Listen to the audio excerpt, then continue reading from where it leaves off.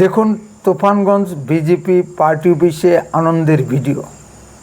जिंदाबाद पाकिस्तान, जिंदाबाद पाकिस्तान, जिंदाबाद पाकिस्तान, जिंदाबाद हिंदुस्तान, जिंदाबाद हिंदुस्तान, जिंदाबाद भारत माता के भारत माता के वंदे मातरम, वंदे मातरम, वंदे मातरम, वंदे मातरम, भारत माता के भारत माता के বন্দে মাতরম, ভারত মাতা কি জয়।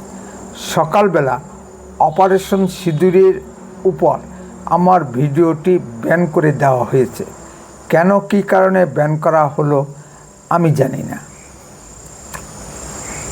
এখনকার প্রতিবেদনটি শুরু করার আগে পাকিস্তানে এয়ার স্ট্রাইকের জন্যে প্রথম ভারতীয় বীর সেনানীদের গভীর অভিনন্দন জানাই।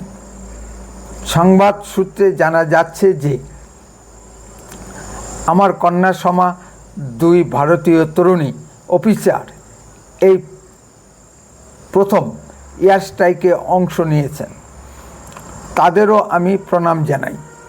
সেই দুই মহিলা সেনা অফিসারের নাম কর্নেল সোফিয়া কুরেশি এবং উইং কমান্ডার ভূমিকা সিং।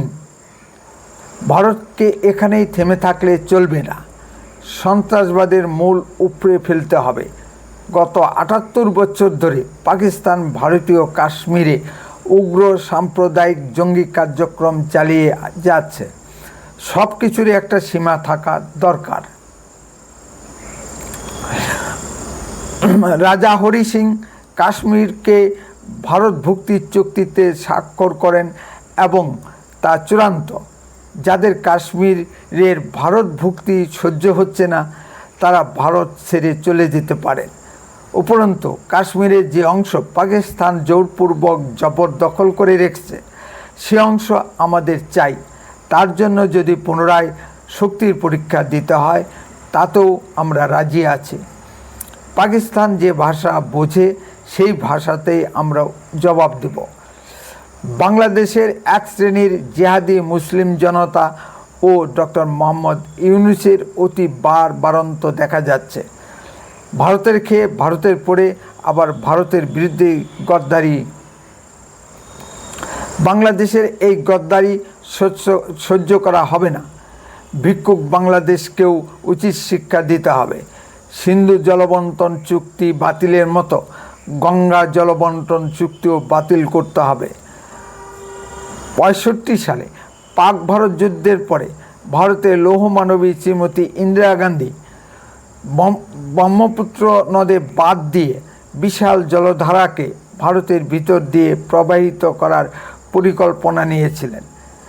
শেখ মুজিব ও বাংলাদেশের মুক্তিযুদ্ধের জন্য শ্রীমতী ইন্দিরা গান্ধী সেই পরিকল্পনা বাস্তবায়ন করেননি। এখন আবার নতুন করে চিন্তা ভাবনা করার সময় এসেছে। পাকিস্তানের মতো বাংলাদেশকেও জলে মারতে হবে। বাংলাদেশের ডক্টর মোহাম্মদ ইউনূসের নেতৃত্বে অনির্বাচিত, অবৈধ ও একটি অসভ্য সরকার চলছে। বাংলাদেশে হিন্দুদেরও কোনো নিরাপত্তা নেই। যখন তখন হিন্দু মহিলাদের উপর ধর্ষণ চলছে। এর একটা ইতি টানা দরকার আছে। যেসব ভারতীয় মহিলারা পাকিস্তানিদের বিয়ে করে গর্ভধারণের জন্য পাকিস্তানে যায়, ভারতীয় নাগরিকত্ব পাওয়ার জন্য ভারতে এসে বাচ্চা পয়দা করে, তাদেরও দেশ থেকে বহিষ্কার করতে হবে। এর জন্য ভারতীয় নাগরিকত্ব আইন সংশোধন করতে হবে। এদের সংখ্যা লাখ লাখ। যেসব পাকিস্তানি নাগরিক পাসপোর্ট ভিসা নিয়ে ভারতে এসে মেয়াদ শেষের হওয়ার পরেও ফিরে যায়নি ইচ্ছাকৃতভাবে, তাদের আর পাকিস্তান নিচ্ছে না। এদেরও বহিষ্কার করতে হবে। আমরা দেখেছি আমেরিকা অবৈধভাবে বসবাসরত ভারতীয়দের হাতে পায়ে শিকল পরিয়ে ভারতে পাঠিয়ে দিয়েছিল। এই নিয়ে তখন বিতর্ক উঠেছিল। আর আছে অবৈধ বাংলাদেশি মুসলিম অনুপ্রবেশকারী ও রোহিঙ্গা মুসলিম অনুপ্রবেশকারী। মাননীয় স্বরাষ্ট্রমন্ত্রী অমিত শাহজি শুধু সংসদে ভাষণ দিলেই চলবে না, কাজ করে দেখাতে হবে। জানি মমতা ব্যানার্জি, রাহুল গান্ধী, তেজস্বী যাদব, অখিলেশ যাদব ও কেজরিওয়ালরা বাধা দিবে। ভবিষ্যতে ভারতের নিরাপত্তার স্বার্থে অবৈধ অনুপ্রবেশকারীদের তাড়াতে হবে। অকপ প্রপার্টি নিয়ে মাননীয় মমতা ব্যানার্জিকেই প্রশ্ন করছি। ভারতের মুসলিম প্রধান রাজ্য জম্মু কাশ্মীরে কোনো ওয়াকফ প্রপার্টি নেই, কিন্তু পশ্চিমবঙ্গে কেন এত ওয়াকফ প্রপার্টি? গরিব মুসলমানরা ওয়াকফ প্রপার্টি থেকে কোনো সুবিধা পায় কি? কিন্তু এই ওয়াকফ সম্পত্তি কারা ভোগ দখল করে?